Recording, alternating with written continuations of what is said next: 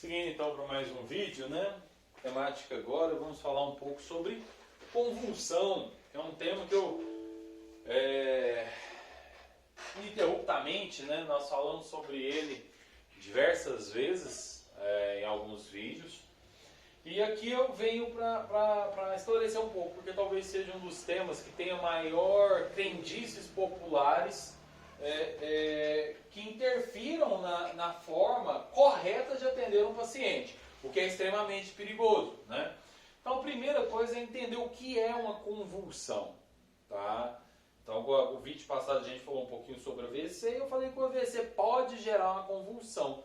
Então o AVC ele é um diagnóstico clínico, ele é um mal que vai atingir o paciente, né? Já a convulsão não, a convulsão geralmente ela é um sintoma de alguma coisa. A convulsão não é uma doença, tá? Não é uma doença. Existe a epilepsia, que é diferente, que é uma doença que causa a convulsão como sintoma. Mas a convulsão basicamente ela é uma manifestação física visível de uma atividade elétrica anormal. Tudo no nosso corpo é através de atividade elétrica. Impulso nervoso são impulsos elétricos. Então, quando eu tenho uma contração da mão, do bíceps, na verdade é o meu cérebro enviando impulsos nervosos, impulsos elétricos pela medula, que depois passa pela terminação nervosa até chegar no músculo e fala contrai, para que eu consiga fazer um movimento determinado que o meu cérebro mandou, né?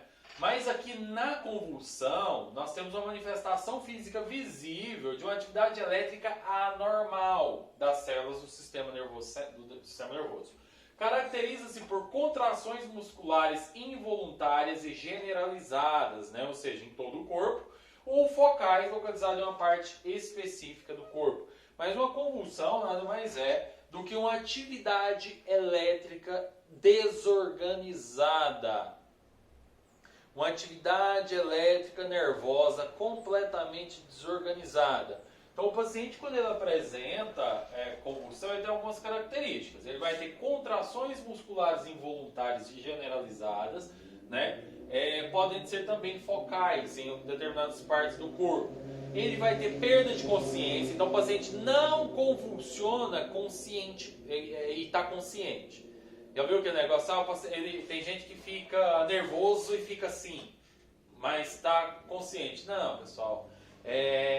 Isso daí é só reação nervosa mesmo, não tem preocupação clínica alguma. Agora, convulsão, sim, nós temos. O negócio de ficar nervoso e ficar assim, né? Isso daí é tranquilão, Fenergan e embora pra cá dormir. E tratamento com psiquiatra e psicólogo, obviamente, para saber as causas, né, de fator desencadeante. Mas assim, do ponto de vista clínico mesmo, pensando em tratamento, a convulsão tem o paciente vai perder a consciência, ele fica inconsciente, tá? E depois da inconsciência vem a crise convulsiva. Primeiro ele fica consciente, alguns segundos depois inicia-se a crise convulsiva, tá? Então lesões em língua ou bochecha, por quê? Por causa de mordedura. Então tem que ter muito cuidado, porque eu falei para vocês, como tem contração involuntária, um dos músculos que contrai é o do maxilar, que faz com que o paciente cerre os dentes e pode lesionar, né, a própria língua, a bochecha, o que ele morder, né, ele vai lesionar mesmo, não tem como, então pode ter sangramento na boca. Cialorreia, que é a salivação excessiva, isso daí que aí é onde o paciente começa a fazer alguns barulhos estranhos, o pessoal fala que a língua enrolou, mas não é, que a língua vai cair, né, e começa a ter cialorreia com a salivação, aí ela já fica com dificuldade de passar ar, por conta da língua estar tampando parte da via aérea, e ainda começa a juntar saliva, aí que o negócio fica, né, com aquele barulho estranho mesmo, então é onde o pessoal fica desesperado. Não, calma, tem que ter calma, gente. Perda do controle urinário ou fecal, então pode acontecer do paciente se urinar, se defecar. Então por isso que um paciente em convulsão evita curioso, gente. Eu tenho uma preguiça do tal do curioso. Se você estiver ali para ajudar é uma coisa, agora para curiar não, pelo amor de Deus. Para de ficar sendo curioso da vez, sabe? E jamais filmar, obviamente, né? Porque o paciente ele pode ter perda de controle urinário e fecal, então ele pode defecar, ele pode urinar. Então na hora que ele recobrar a consciência, ele vai ficar com vergonha, sabe? Então assim, vamos tomar muito cuidado, gente, com isso, tá? Muita ética no trabalho. Desorientação, a vítima acorda desorientada, inicialmente pode não dizer seu nome, não saber o que aconteceu. Então esse é o que a gente chama de estado pós-convulsivante, né? O paciente fica meio assim lento, não entende o que aconteceu, tá? Pode não se lembrar de nada. Então assim, isso daí pode acontecer, tá? E costuma acontecer com muita frequência. As principais causas da convulsão é o que? É a febre, né, em crianças, principalmente, hipoglicemia, ou seja, a taxa do açúcar no sangue cair demais, meningite / encefalite, extremamente grave, tá? Isso tem uma doença que se chama encefalite autoimune, que causa convulsões, o paciente sempre tem convulsão, sabe, é bem triste. Traumatismo crânioencefálico, então uma pancada muito forte na cabeça pode causar. Intoxicação por remédios e drogas também pode causar, tá? Uso excessivo de... Então, intoxicação lá atrás que a gente estudou pode causar convulsão, lembra? Abstinência de álcool e droga. Uma coisa interessante é que alcoolismo, gente, e dependência química não é vagabundagem, tá? É uma doença. São doenças que têm que ser tratadas como tal. Porque a gente vê muito que a população que não entende, ela acha que alcoolismo, não, a pessoa para de beber se quiser, para de usar droga se quiser. Não é assim. Inclusive, quando a pessoa tenta, por vontade própria, parar de beber ou de usar substâncias, sem auxílio de profissionais de saúde, pode acontecer, e é muito comum acontecer do paciente ter convulsão, pode ir inclusive a óbito por parar de beber e de utilizar suas drogas sem um acompanhamento médico. Ele pode inclusive ir a óbito, para vocês terem noção tanto que é sério. Por quê? Porque o próprio nome fala dependência química. O corpo, o organismo da pessoa já é dependente daquela substância. Se ele não tem aquela substância, ele entra em colapso, tá? Então tem que ter acompanhamento médico sim, para parar de beber, tá? O alcoólatra, e também para o paciente dependente de drogas, tá? Alterações cerebrais como tumores, aneurisma e uma outra série de coisas, e nosso AVC ou AVE, né, com acidente vascular cerebral. O que a gente vai fazer nesse tipo de caso? Sempre protege a vítima de objetos ao seu redor. Caiu na sala de aula, pega as carteiras, tudo separa, sabe? Então assim, deixa objetos que possam machucar a vítima, retira de perto dela, afasta tudo que pode produzir lesão e que ofereça algum risco, né? Não tenta impedir as movimentações, porque você não vai conseguir, você só vai se machucar e machucar a vítima.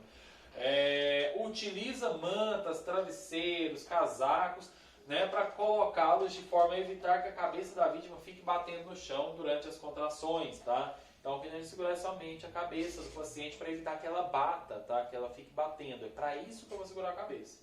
Avalie se a vítima respira, tá? E mantê-la deitada de lado quando as contrações cessarem e encaminhar a vítima a um serviço de emergência, tá bom, gente? Por que isso? O que eu posso fazer, a única coisa que eu posso fazer, eu vou ensinar na aula prática, segurar a cabeça e lateralizar ela, virar ela de lado um pouco se o paciente não estiver rígido demais. Não é forçar contra a rigidez, não, tá? Tento abrir via aérea, fazendo hiperextensão de pescoço, e se ele tiver com aquela celorreia, com muita produção de saliva, que é comum também, vira para o lado para que essa saliva possa escorrer e sair da boca do paciente, sem que fique atrapalhando a via aérea do paciente, tá bom? Estado pós-convulsivo. Tá? O que é esse estado pós-convulsivo? É um período, pessoal, que ocorre após a convulsão, né?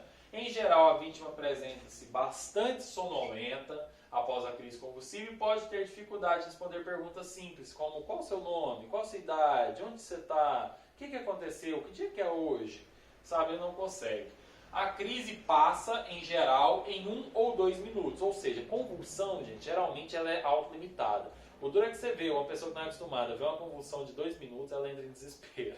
Então tenta manter a tranquilidade. Mais de 95% das convulsões elas são autolimitadas. Ela pode repetir, mas elas são autolimitadas. Elas param sozinhas. Agora existem alguns casos clínicos que elas não param, tá? Algumas doenças muito raras que podem acontecer de pessoa ter convulsão que não para, a não ser que você entre com medicação.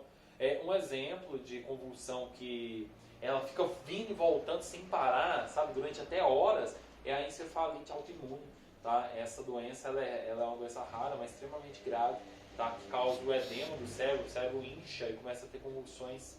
Até com medicação é difícil de controlar, é triste. Muitas vezes tem que entubar o paciente, sedar ele por completo e ainda assim ele pode ter algumas convulsões. É muito complicado. E convulsão, gente, por muito tempo pode gerar lesão cerebral, tá? O período de sonolência, no entanto, pode ser bastante longo, tá, gente? Então, esse período pós-convulsivante tem que ter tranquilidade.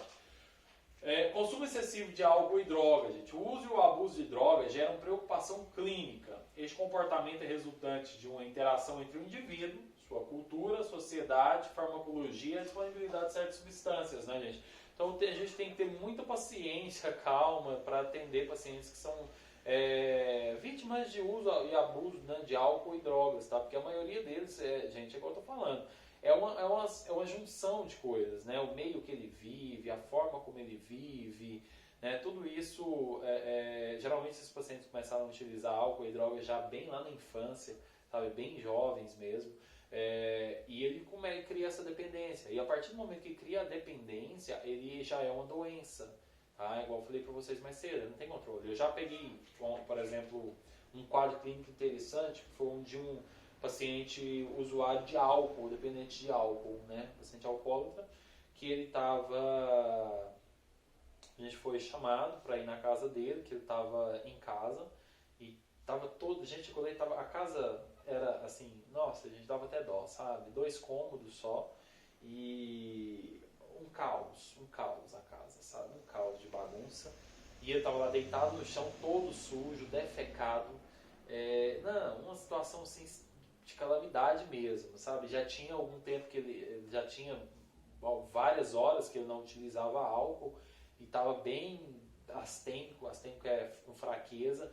E a gente conseguiu pegá-lo, colocou ele na maca, levou para o hospital, dei banho nele debaixo de chuveiro, coloquei ele naquelas cadeiras de roda de banho, dei banho nele, até fui eu que dei banho, sabe? Belezinha, lavou, o bichinho mudou até de cor, tadinho, que a gente chegou lá e estava deitado na terra, todo sujo, não, tava uma situação assim caótica mesmo. Terminado o banho, pessoal, como já tinha um tempo que eu não usava álcool, eu não sabia precisar quanto tempo, ele... na hora que a gente foi colocar ele na cama, ele convulsionou, entrou em convulsão. Então, assim, para você ver como que é sério. Então, é muito comum essa convulsão em paciente que é vítima de abuso de álcool e drogas, tá? Sinais e sintomas do uso excessivo de álcool e droga: euforia, falta de coordenação motora, hábito forte característico com ingestão de álcool. Tomar cuidado, tá? Nem sempre o hábito alcoólico é por álcool mesmo, pode ser por picos hipoglicêmicos, tá? Em paciente diabético.